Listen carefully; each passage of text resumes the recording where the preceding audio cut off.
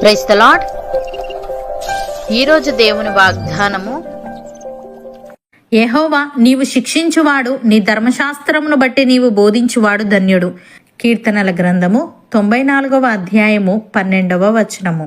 సహోదరి సహోదరులారా, ఈ వాక్యం దేవుని క్రమశిక్షణ మరియు ఆయన బోధనల మధ్య ఉన్న సంబంధాన్ని వివరిస్తుంది. ఈ వచనం మనకు నేర్పించే ప్రధాన సత్యం ఏమిటంటే, దేవుని గద్దింపు లేదా శిక్ష అనేది మనల్ని నాశనం చేయడానికి కాదు, మనల్ని సరైన మార్గంలో నడిపించడానికి. ఈ వచనంలో 3 ముఖ్యమైన అంశాలు ఉన్నాయి. 1 దేవుని శిక్ష, 2 బోధన, 3 ధన్యత. మొదటిగా శిక్ష అనేది ప్రేమకు గుర్తు. చాలా మంది శిక్షను కోపానికి చిహ్నంగా భావిస్తారు, కానీ దేవుని విషయంలో అది ప్రేమకు గుర్తు. రోడ్డు మీద వెళ్తున్న ఏ సంబంధం లేని వ్యక్తి తప్పు చేస్తే మనము పట్టించుకోము, కానీ మన బిడ్డ తప్పు చేస్తే మందలిస్తాము. ఎందుకంటే మనకు ఆ బిడ్డ మీద ప్రేమ, బాధ్యత ఉన్నాయి కాబట్టి. ఒక తోటమాలి ఒక మొక్కను కత్తిరిస్తాడు. పైకి చూడడానికి అది మొక్కకు హాని చేస్తున్నట్లు అనిపించినా నిజానికి ఆ కత్తిరింపు వల్లే మొక్క మరింత బలంగా పెరిగి ఎక్కువ ఫలాలను ఇస్తుంది. దేవుడు మన జీవితంలో కొన్ని అనవసరమైన విషయాలను తొలగించినప్పుడు మనం మరింతగా ఫలించాలని ఆయన ఉద్దేశం. ఉదాహరణకు, దేవుడు యోనాను నినివేకు వెళ్ళమన్నప్పుడు అతడు తర్షీషుకు పారిపోయాడు. అప్పుడు దేవుడు ఒక పెద్ద తుఫానును, ఆ తర్వాత ఒక తిమింగలాన్ని పంపాడు. దేవుడిది చేసింది యోనాను చంపడానికి కాదు, అతని పట్టుదలను విరిచి దేవుని చిత్తానికి లోబడేలా చేయడానికి. ఆ శిక్ష వల్లే యోనా పశ్చాత్తాపడి వేల మంది ఆత్మలను రక్షించే గొప్ప ప్రవక్తగా మారాడు. అలాగే దావీదు బత్షెబ విషయంలో పాపం చేసినప్పుడు దేవుడు నాతాను ప్రవక్తను పంపి అతన్ని కఠినంగా గద్దించాడు. అతని కుటుంబంలో అనేక ఇబ్బందులు ఎదురయ్యాయి. రాజ్యంలో అలజడి పెరిగింది, కుటుంబ కలహాలు కలిగాయి. దేవుడు దావీదును విడిచిపెట్టలేదు. ఆ శిక్ష ద్వారా దావీదు తన పాపాన్ని ఒప్పుకొని అత్యంత వినయపూర్వకమైన 51వ కీర్తన రాశాడు. దేవుని గద్దింపు వల్లే దావీదు తిరిగి దేవుని హృదయానుసారుడిగా మారగలిగాడు. ప్రియులారా, దేవుడు మనల్ని శిక్షిస్తున్నాడంటే ఆయన మనల్ని తన సొంత బిడ్డలుగా చూస్తున్నాడని అర్థం. ఆ శిక్ష మనల్ని దేవుని స్వరూపంలోకి మార్చడానికి చేసే ఒక ఆత్మీయ శస్త్రచికిత్స. కాబట్టి దేవుడు మనల్ని శిక్షిస్తున్నప్పుడు నాకే ఎందుకు ఈ కష్టం అని అడగకుండా, ప్రభువా, ఈ శిక్ష ద్వారా నువ్వు నాకు ఏం నేర్పించాలనుకుంటున్నావు అని అడగాలి.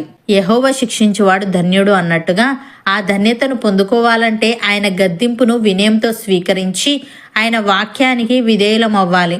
2వదిగా బోధన. శిక్ష వల్ల మనకు ఏది తప్పో తెలుస్తుంది, కానీ బోధన ద్వారా ఏది ఒప్పో తెలుస్తుంది. దేవుడు మనల్ని కేవలం గద్దించి వదిలేయడు, తన వాక్యం ద్వారా సరైన మార్గాన్ని చూపిస్తాడు. ఉదాహరణకు, మీరు కారులో వెళ్తున్నప్పుడు తప్పు దారిలోకి వెళ్తే GPS రాంగ్ రూట్ అని హెచ్చరిస్తుంది. దేవుని వాక్యం మన జీవితానికి ఆ GPS లాంటిది. మనం దారి తప్పినప్పుడు ఆయన మనల్ని హెచ్చరించి వాక్యం ద్వారా సరైన దిశలో నడిపిస్తాడు. ఇజ్రాయేలీలు అరణ్యంలో ప్రయాణిస్తున్నప్పుడు వారు ఎటు వెళ్లాలో దేవుడే నిర్ణయించేవాడు. వారు దేవుని మీద సనిగినప్పుడు లేదా విగ్రహారాధన చేసినప్పుడు దేవుడు వారిని ఆపివేసేవాడు లేదా తెగుళ్ల ద్వారా గద్దించేవాడు. అది వారు తప్పుదారిలో ఉన్నారని చెప్పే సిగ్నల్. అలాగే మేఘస్తంభం కదిలినప్పుడు వారు కదలాలి, అది ఆగినప్పుడు వారు ఆగాలి. మోషే ద్వారా దేవుడు ఇచ్చిన ధర్మశాస్త్రం వారికి నిరంతరం ఏది ఒప్పో బోధిస్తూ వారిని కనాను వైపు నడిపించింది. ప్రియులారా, దేవుని శిక్ష మన ప్రయాణాన్ని ఆపుతుంది, కానీ ఆయన వాక్యం మన ప్రయాణాన్ని సరైన గమ్యానికి చేరుస్తుంది. శిక్ష ఆగు, ఇది తప్పుదారి అని చెప్తే, బోధన ఇదిగో ఇది జీవమార్గం, దీనిలో నడువు అని అంటుంది. 3వదిగా ధన్యత. బైబిల్ పరిభాషలో ధన్యుడు అంటే కేవలం లోక సంబంధమైన ధనవంతుడు అని కాదు, దేవుని ఆదరణ, రక్షణ మరియు నిత్యజీవపు నిశ్చయత కలిగిన వ్యక్తి అని అర్థం. ఉదాహరణకు, యేసు జక్కయ్యను చూసి నేడు నీ ఇంటికి రావాలి అన్నప్పుడు ఆ ప్రేమతో కూడిన పిలుపు ఆయనలోని పాపాన్ని గద్దిస్తూ మార్పుకు ప్రేరేపించింది. యేసు ఆయనతో గడిపినప్పుడు జక్కయ్యలో గొప్ప మారు మనస్సు వచ్చింది. నేను ఎవరి వద్దనైనా అన్యాయంగా తీసుకుంటే 4 ఇంతలు తిరిగి ఇస్తానని ప్రకటించాడు. ఫలితం, యేసు ఆయనతో నేడు ఈ ఇంటికి రక్షణ వచ్చి ఉన్నదని చెప్పాడు. ఆస్తి కంటే రక్షణ అనే గొప్ప ఆశీర్వాదం పొందాడు. కాబట్టే జక్కయ్య ధన్యుడయ్యాడు. ప్రియులారా, మనం సాధారణంగా ఆశీర్వాదం అంటే కేవలం సుఖ సంతోషాలు సంపద అని భావిస్తాము. కానీ బైబిల్ ప్రకారం దేవుడు మనల్ని సరైన మార్గంలో ఉంచడానికి ఇచ్చే గద్దింపు కూడా ఒక గొప్ప ఆశీర్వాదమే. ఈ అధ్యయనం నుండి మనం నేర్చుకోవాల్సింది ఇదే. ఒక తండ్రి తన బిడ్డ తప్పు చేస్తున్నప్పుడు మౌనంగా ఉన్నాడంటే ఆ తండ్రికి బిడ్డ మీద ప్రేమ లేదని లేదా ఆ బిడ్డను వదిలేశాడని అర్థం. కానీ దేవుడు మనల్ని శిక్షిస్తున్నాడంటే ఆయన మన మీద ఇంకా ఆశ పెట్టుకున్నాడని, మనల్ని విడిచిపెట్టలేదని అర్థం. దేవుని శిక్ష మనల్ని ఆయనకు దూరం చేయడానికి కాదు, మనం ఆయనకు దూరం అయిపోతుంటే తిరిగి తన హృదయానికి దగ్గర చేర్చుకోవడానికి. శిక్ష మనలోని తప్పును చూపిస్తే బోధన మనల్ని సరైన మార్గంలో నడిపిస్తుంది. దేవుడు మనల్ని కేవలం గద్దింపుతో వదిలేయడు, తన వాక్యము ద్వారా ఏది ఒప్పో కూడా నేర్పిస్తాడు. శిక్ష వల్ల మనలో వినయం కలిగితే బోధన వల్ల జ్ఞానం లభిస్తుంది.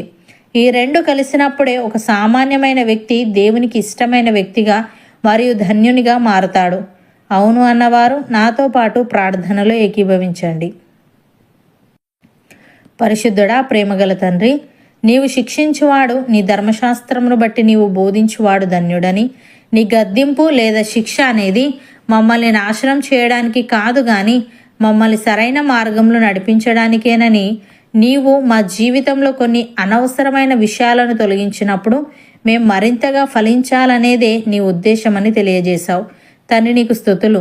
దేవా, నీవు మమ్మల్ని శిక్షిస్తున్నావంటే నీవు మమ్మల్ని నీ సొంత బిడ్డలుగా చూస్తున్నావని అర్థం గనుక నీ శిక్ష మమ్మల్ని నీ స్వరూపంలోకి మార్చడానికి చేసే ఒక ఆత్మీయ శస్త్రచికిత్స గనుక నీవు మమ్మల్ని శిక్షిస్తున్నప్పుడు మాకే ఎందుకు ఈ కష్టం అని అడగకుండా, ప్రభువా, ఈ శిక్ష ద్వారా నీవు మాకు ఏం నేర్పించాలనుకుంటున్నావు అని అడిగి నీ గద్దింపును వినయంతో స్వీకరించే వారంగా ఉండుటకు సహాయము దయచేయమని, నీ శిక్ష మాలోని తప్పును చూపిస్తే నీ బోధన మమ్మల్ని సరైన మార్గంలో నడిపిస్తుంది గనుక మేము నీ బోధనను అంగీకరించి నీకు ఇష్టమైన వ్యక్తులుగా మరియు ధన్యులముగా మారుటకు కృపచూపమని, నీ ఆదరణ, రక్షణ మరియు నిత్యజీవపు నిశ్చయత మాలో ప్రతి ఒక్కరికి నీవే అనుగ్రహించమని యేసుక్రీస్తు నామమున ప్రార్థిస్తున్నాము తండ్రి.